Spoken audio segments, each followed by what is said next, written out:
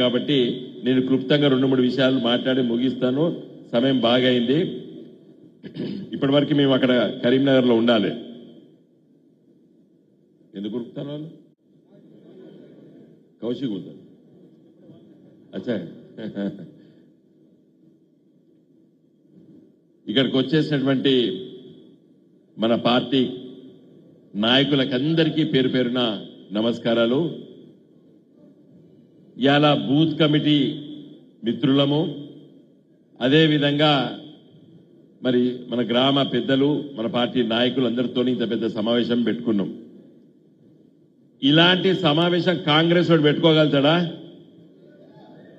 వస్తారా ఇంతమంది కార్యకర్తలు? చొప్పదండిలా, మానకొండూరులా, సిరిసిల్లలా, అదేవిధంగా వేములవాడలా, హుజురాబాద్లో, హుస్నాబాద్లో అన్ని దిక్కుల మీటింగులు పెట్టుకున్నాం. ఇలాంటి మీటింగులు ఎక్కడ కూడా ఈ స్థాయి.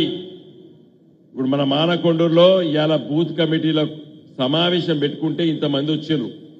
జాతీయ పార్టీలు అనబడేటువంటి కాంగ్రెస్ పార్టీ కానీ బీజేపీ పార్టీ మన మానకొండూరులో పెట్టుకోగలుగుతారా? పెట్టుకోలేరు. ఇలాంటి నాయకత్వం గ్రామాల్లో ఇలాంటి నాయకత్వం ఇక్కడ కూర్చున్నారు, వేదిక పైన కూర్చున్నారు ఈ మిత్రులందరూ కూడా. ఇలాంటి నాయకత్వం కాంగ్రెస్ పార్టీకి ఉన్నదా? బీజేపీకి ఉన్నదా? లేదు. మరి అయినా మనం ఓడిపోయినాం. కారణము వివిధ కారణాలుంటాయి.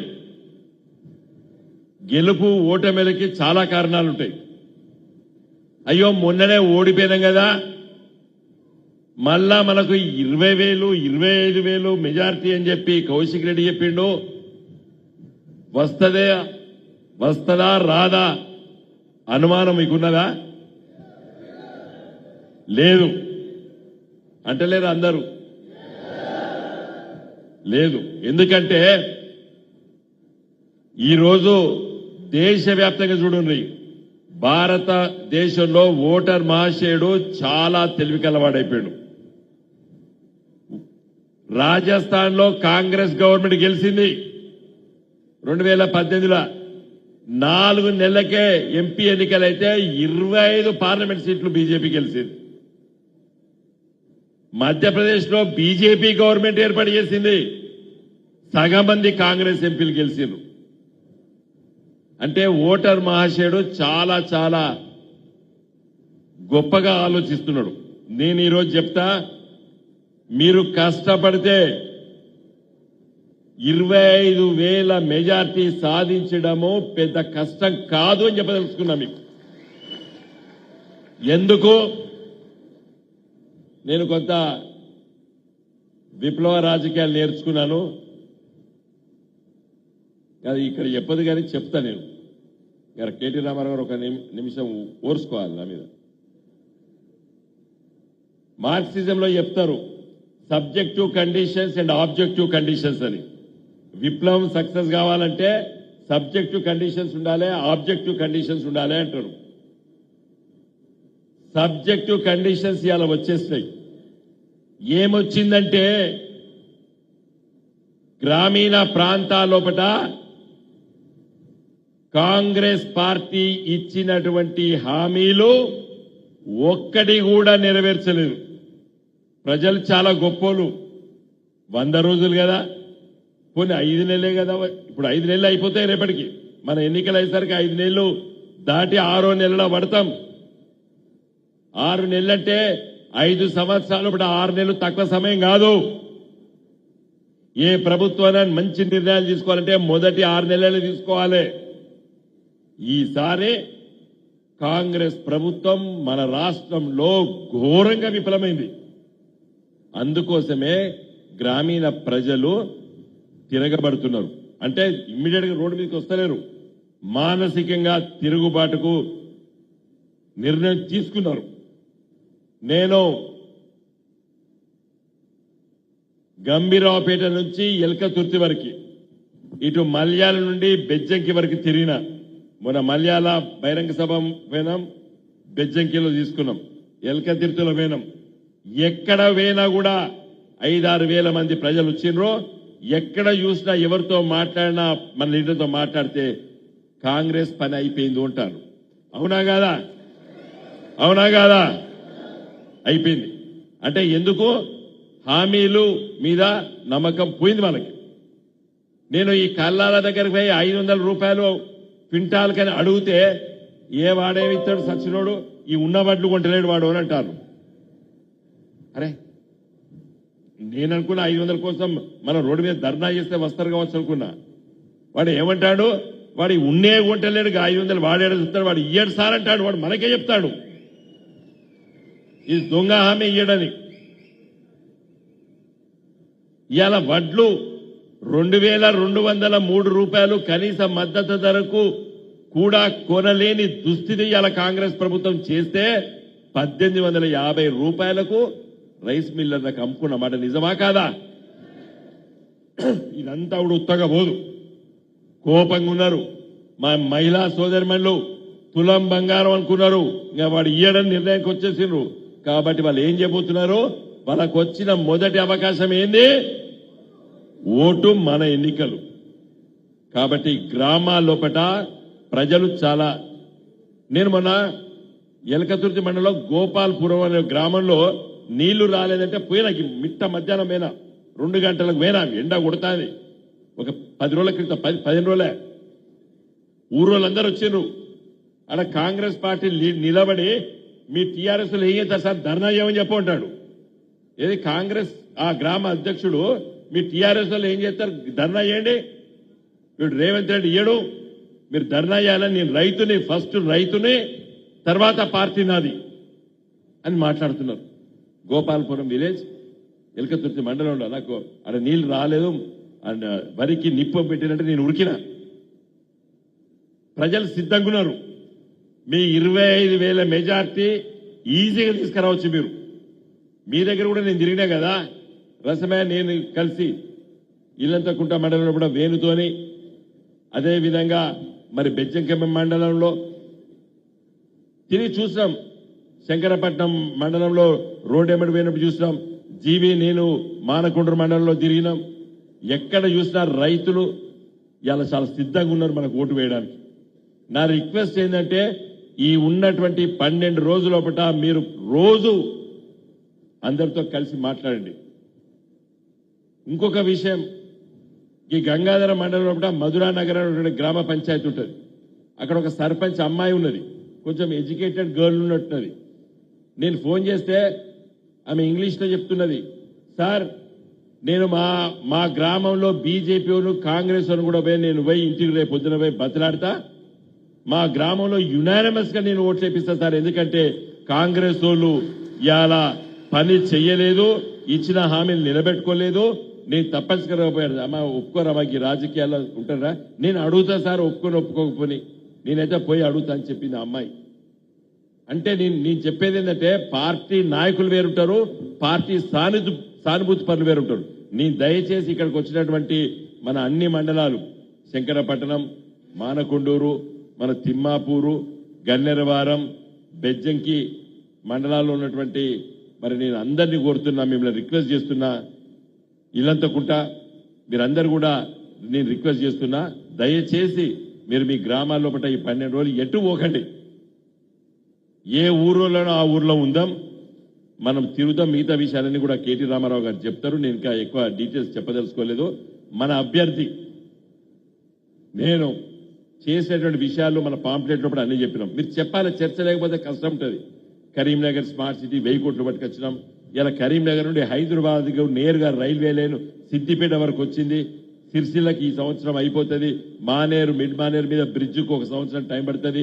వేములవాడ, బోయినపల్లి, కరీంనగర్ గారికి 2025 డిసెంబర్ వరకు అయిపోతుంది.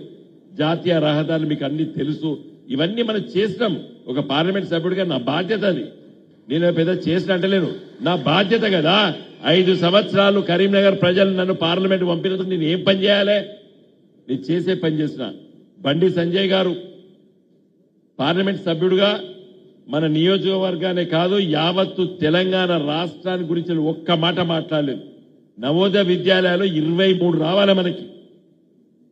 జిల్లా కూడా రావాలి, ఒక్కసారి మాట్లాడలేదు. ఇక్కడ విజయం ఉన్నది, జిల్లా పరిషత్ చైర్మన్ ఒక ఎంపీ అంటోడు ప్రతి జిల్లా పరిషత్ మీటింగ్ హాజరు కావాలి. నేను హాజరైన తూల ఉమ్మకని అడగండి, అప్పుడు ఉన్నటువంటి జెడ్పీటీసీ కూడా ఇక్కడ ఉన్నారు, అడగండి. ప్రజా సమస్యలు తెలుసుకోవాలి కదా. ఇలా మీరు సర్పంచులు, ఎంపీటీసీలకి, ఎంపీపీలకి బిల్లులు రాకపోవడం గల ముఖ్యమైన కారణం ఇలా పార్లమెంట్ సభ్యుడు పని చేయకపోవడం. రాష్ట్ర ప్రభుత్వానికి వచ్చినాయా, రాలేదా? ఎప్పుడైనా వచ్చిండా? 5 ఏళ్ళ లోపల జిల్లా పరిషత్ మీటింగ్, ఒక్క మీటింగ్ ఆయనకు వచ్చిండా? ఓ జిల్లా పరిషత్ చైర్పర్సన్ తో అడుగుతున్నా నేను. ఒక్క మీటింగ్, జిల్లా పరిషత్ మీటింగ్ హాజరు కాని ఎంపీ అంటోడు ఈ దేశంలో ఆయన ఒక్కడే ఉన్నాడు, ఇంకోటి ఎవరు లేడు. ఎందుకంటే జిల్లా పరిషత్ మీటింగ్ లో హాజరు కావాలి ఎంపీ అనేటోడు. కాబట్టి ఇట్లా చాలా ఉన్నాయి విషయాలు. నేను చివరిగా చెప్పేది ఏంటంటే, కొంతమంది అడుగుతున్నారు, ఢిల్లీలో బీజేపీ ఉంది, ఇక్కడ హైదరాబాద్ లో కాంగ్రెస్ ఉంది, గులాబీ జెండా ఎంపీల అవసరం ఏంది అని అడుగుతారు. మీకు ఈ ప్రశ్న వేస్తారు ఎవరైనా ఊర్లే. నేను చెప్తున్నా, ఇప్పుడే చాలా అవసరం ఉన్నది, ఇప్పుడే చాలా అవసరం ఉన్నది. మొన్న 15వ తారీఖు కేంద్ర ప్రభుత్వము మన రాష్ట్ర ప్రభుత్వానికి రేవంత్ రెడ్డి గారికి ఉత్తరం రాసింది. గోదావరి నది పైన ఇచ్చెంపల్లి ప్రాజెక్టు కడతాం, మన సమ్మక్క సారక్క ప్రాజెక్ట్ పక్క కడతాం, ఏటునాగారం దగ్గర ఉంటది. అది కట్టి ఆ నీళ్లను తీసుకుపోయి కృష్ణా నదిలో వేసి, కృష్ణా నది నుండి పెన్నార్ నదికి వేసి, పెన్నార్ నుండి కావేరీ నదికి వేస్తామని చెప్తున్నారు. అంటే ఇంటర్లింకింగ్ ఆఫ్ రివర్స్, అన్ని నదులను అనుసంధానం చేసే ఒక పథకం వాజ్పేయి గారి నడుస్తుంది. అది నేను ఎంపీ ఉన్నప్పుడు మన సీఎం, ఆనాటి సీఎం మన కేసీఆర్ గారు దాన్ని తీవ్రంగా వ్యతిరేకించడం. గోదావరి నదిలో మా వాటా మాకెంత తేలాలే, ఎందుకంటే నేను కాళేశ్వరం ప్రాజెక్టు కట్టుకున్నది, ఎల్ఎండి కట్టింది, మిడ్ మానేర్ కట్టింది, ఇన్ని రిజర్వాయర్, మల్లన్న సాగరు, అనంత సాగరు, ఇవన్నీ కట్టింది ఎందుకంటే నీళ్లు నింపుకోవడానికి. నా నీళ్ల వాటా తెలియక ముందు నా నీళ్లు గోదావరి నుండి తీసుకుపోవద్దని చెప్పి కేసీఆర్ గారు లేఖ రాసి నన్ను తోటి ఎంపీలను తీసుకుపోయి ఆనాటి చైర్మన్ సిడబ్ల్యూసీ దగ్గర ఇచ్చి పార్లమెంట్ లో కూడా మాట్లాడినాం. ఈరోజు తెలంగాణ సొయ్యి లేనోడు, తెలంగాణ స్పృహ లేనోడు, తెలంగాణ ప్రజల ఇబ్బందులు అర్థం కానోడు మరి ఎంపీలైతే రేపు మన వాటా గోదావరిలో నదిలో మన వాటా తెలియకుండా ఈ అనుసంధానం మీద నిర్ణయం జరిగితే ఎంత నష్టపోతాం మనం తెలంగాణ ప్రజలు. ఇది ఒక్కటే చెప్పిన మీకు, నేను ఇట్లానే ఒక 20 చెప్పగలుగుతా నేను. కాబట్టి ఇప్పుడే చాలా అవసరం ఉన్నది. తెలంగాణ ఎంపీలము ఢిల్లీలో పార్టీ పెట్టినప్పుడు ఇలాంటి ప్రశ్నలు వేసిండ్రు. ఆనాడు చంద్రబాబు నాయుడు ముఖ్యమంత్రి, YS Rajasekhara Reddy opposition leader. 2001 April 27 అంటే 28వ నాడు, అంటే ఈ రోజే 24 ఏళ్ల కింద వీరిద్దరు స్టేట్మెంట్ ఇచ్చిండ్రు. పార్లమెంట్ లో బిల్లు కావాలి, తెలంగాణ రావాలంటే పార్లమెంట్ బిల్లు పాస్ కావాలి, 272 మంది ఉండాలి కదా. తెలంగాణలో 17 మంది కూడా గులాబీ జెండా గెలిస్తే ఎట్లా వస్తుంది తెలంగాణ అంటే వాళ్ళు పెద్ద ప్రశ్న అడిగినట్టు. అందరు కూడా నిజమే కదా, మరి 272 ఉండాలి కదా, మరి టీఆర్ఎస్ అన్ని గెలిచినా కూడా 17 సీట్లే కదా, ఎట్లొస్తుంది తెలంగాణ అని ఒక పెద్ద ప్రశ్న ఉండే. ఆ రోజు చర్చల్లో, పత్రికల్లో, టీవీలో చర్చ ఉండే. చాలా మంది మీకు తెలియదు. మరి మేము 5 పోయినాం ఢిల్లీకి, 2004లో 5 ఎంపీలో పోయినాం. 32 రాజకీయ పార్టీలు ఒప్పించి 28 పార్టీల దగ్గర లేఖలు తీసుకొచ్చినాం కదా. మొత్తం 272 మంది గులాబీ ఎంపీలు గెలవలేదు కదా. మరి బిల్లు ఎట్లా పాస్ అయింది? 5 కదా, ఒప్పించినాం కదా. రేపు అందుకోసమే ఢిల్లీలో ఏ ప్రభుత్వం వచ్చినా ఇవాళ తెలంగాణ ప్రజల కోసం ఒక కాపలా కుక్కలాగా గట్టిగా ఎంబడి పడేటువంటి పులిలాగా ఉండవలసినటువంటి ఎంపీలు ఇవాళ గులాబీ జెండా ఎంపీలు పార్లమెంట్ లో ఉండాలి. కాబట్టి దయచేసి ఇవన్నీ నేను ఎందుకు చెప్తున్నంటే, గ్రామాల్లో కూడా చర్చ జరుగుతుంది. ఇప్పుడు రేపంచలు మొదలవుతుంది. అరే మీ ఎంపీలు ఎందుకురా, అక్కడ బీజేపీ ఉంది కదా, మోడీ కదా, లేదా ఇక్కడ రేవంత్ రెడ్డి ఉన్నాడు కదా, మీరెందుకు ఉంటారు? అరే మీరు పట్టించుకోరా సన్యాసులారా. మీరు 4 ఎంపీలు గెలిచిండ్రు బీజేపీ వాళ్ళు, కిషన్ రెడ్డి, బండి సంజయ్, అరవింద్, బాబురావు, బీజేపీ వాళ్ళు. కాంగ్రెస్ వాళ్ళు ముగ్గురు గెలిచిండ్రు, రేవంత్ రెడ్డి, ఉత్తమ్ కుమార్ రెడ్డి, కోమటిరెడ్డి వెంకటరెడ్డి. 7, 4 బీజేపీ వాళ్ళు, 3 కాంగ్రెస్ వాళ్ళు. ఈ 5 ఏళ్లలో ఒక్కసారైనా నవోదయ విద్యాలయాలు కావాలి తెలంగాణకు అని అన్నారా? అది అడగండి రేపు ఊర్లో నిలదీయండి. ఇప్పుడు హైదరాబాద్ లో చూసుకున్నటువంటి తల్లిదండ్రుల పిల్లలు హైదరాబాద్ పబ్లిక్ స్కూల్లో సీట్ కావాలనుకుంటారు. మీరందరూ కూడా గ్రామాల నుంచి వచ్చిన మీరు ఏమనుకుంటారు? నా బిడ్డ నవోదయ విద్యాలయం సీట్ కావాలని కోరుకుంటారా, కోరుకోరా?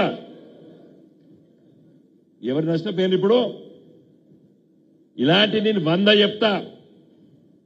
ఎందుకు బీజేపీ కాంగ్రెస్ ఎంపీలు పని చెయ్యరు? రాష్ట్రం పట్ల, తెలంగాణ ప్రజల పట్ల ప్రేమ ఉన్నటువంటి బీఆర్ఎస్ ఎంపీలు ఎట్లా పని చేస్తామని చెప్తున్నాం. ఇంకోటి గుర్తుకొస్తాను, 100 చెప్తా నేను. All India institute of medical sciences ఉంటుంది, అంతర్జాతీయ స్థాయిలో ఒక మెడికల్ కాలేజీలు ఉంటాయి. ఈ పిచ్చి కాంగ్రెస్ విభజన చట్టంలో ఒక ఆంధ్రప్రదేశ్కి ఇచ్చిండ్రు. ఎందుకు ఇచ్చినవా నేను అడిగినా, మాకెందుకు ఇవ్వాలని అడిగితే హైదరాబాద్ లో యశోద ఉన్నది, అపోలో ఉన్నది, కిమ్స్ ఉన్నది, ఇవన్నీ ఉన్నాయి కదా, ఆంధ్రలోకి ఇచ్చినామే ఆల్ ఇండియా ఇన్స్టిట్యూట్, తెలంగాణకి ఎందుకు అన్నాడు. నేను వదిలిపెట్టలేదు. కేసీఆర్ గారితో లేఖలు రాపించుకున్నాం, అరుణ్ జైట్లీ అప్పుడున్న మంత్రులకు ఇచ్చినాం. ఓ రోజు పార్లమెంట్ లో ఏం చేసినాం చెప్పాలా? ఇట్లా నిలబడ్డాం, ఒంటి కాలు మీద నిలబడ్డామండి 14 ఎంపీలు. స్పీకర్ దగ్గర పోయి ఇట్లా నిలబడ్డాం. పార్లమెంట్ సభ్యులు 2-3 నిమిషాలు చూసి భగ్గుమని లేసిరు. అందరూ బీజేపీ వాళ్ళు, కాంగ్రెస్ వాళ్ళు అందరూ లేసి అరుణ్ జైట్లీ మీద అరిసిరు. వాళ్ళు అడిగేది మెడికల్ కాలేజ్ ఇచ్చేసాయి అని అన్నారు. ఆయన లేచి అనౌన్స్ చేసాడు. జస్ట్ ఇట్లా నిలబడ్డాం 15 నిమిషాలు ఒంటి కాలు మీద. ఏం చేయాలో ఉరుతా అంటే వాడు మైక్ కట్ చేస్తాడు. ఉరుతుంటే మైక్ కట్ చేసాడు. మేము 14 మంది పేరాం, ఇట్లా నిలబడ్డాం స్పీకర్ ముందు. చెప్తున్నా, పాపం మా చెల్లె కవితమ్మ ఆడపిల్ల అయినప్పుడు కూడా పట్టుకొని ఇట్లా నిలబడ్డది. మాకంటే పాయింట్ ఉంటాయి, లేడీస్కి శారీయే. చెప్తున్నా ఈ విషయాలని ఇప్పుడు చెప్తున్నా. మేము నిలబడితే అప్పుడు ఎయిమ్స్ వచ్చింది. ఇది ఎవరికి తెలుసు? ఒక మనకే తెలుసు. డబ్బా కట్టుకొని ప్రచారం చేసుకున్నావా? మనకు మెడికల్ కాలేజ్ వచ్చింది. అది బీబీ నగర్ దగ్గర బ్రహ్మాండంగా కడుతున్నారు. ఆ బూర నర్సయ్య గౌడ్ అక్కడ అడిగింది. లేకపోతే నేను యాక్చువల్గా అది మన బాలనగర్లో ఆ హెచ్ఎంటీలో వచ్చినంత జాగున్నది అక్కడ కడతామే అంటే ఆయన నా నియోజకవర్గం అడగట్టించింది. కానీ అక్కడ కట్టాలి, హెచ్ఎంటీ ల్యాండ్లో కట్టేది ఉండదు. ఇంకోటి గుర్తుకొస్తుంది ఇప్పుడు, ఎందుకని ఇట్లా ఎన్నో ఉన్నాయి మనం సాధించినాయి పార్లమెంట్లో. కాబట్టి దయచేసి మిత్రులారా, గ్రామాల్లో ఈ 12 రోజులు బాగా తిరగండి. మీరు ఏ విధంగా పనిచేయాలి విషయాలన్నీ కూడా మన కేటీ రామారావు గారు మీ దృష్టికి తీసుకొస్తారు. జై తెలంగాణ. అన్ని చెప్పిండు అన్న, చూసినావా? అక్కడ విషయం అన్ని చెప్పిండు కానీ నాకు ఓటేయమని చెప్పిండా? చెప్పాలి కదా. అంటే ఎవరు కానీ తన స్వార్థమే చూసుకుంటాడు, కానీ మీ మంచి కోసం కోరుకునే వ్యక్తి వినోదన్న కారు గుర్తుకే మనమే చెప్పాలి. ఇది నా ఓటు కాదు, మన ఓటు. నేను ఒక ప్రతినిధిని మాత్రమే. నేను మీ అందరి ప్రతినిధిని. మంచి కోసం ఖర్చు పెట్టడం మీరు. నేను ఒకటి మాత్రం చెప్పగలుగుతాను, ఈసారి మన కేసీఆర్ గారు నన్ను ఎప్పుడు కూడా మమ్మల్ని ఎంపీ కూడా ఢిల్లీలో ఉండి ఆ పని ఇప్పుడు అనుమతుల కోసం, దానికోసం, దీనికోసం చెప్పేది. ఇప్పుడు రాష్ట్ర ప్రభుత్వం కాంగ్రెస్ ఉంది.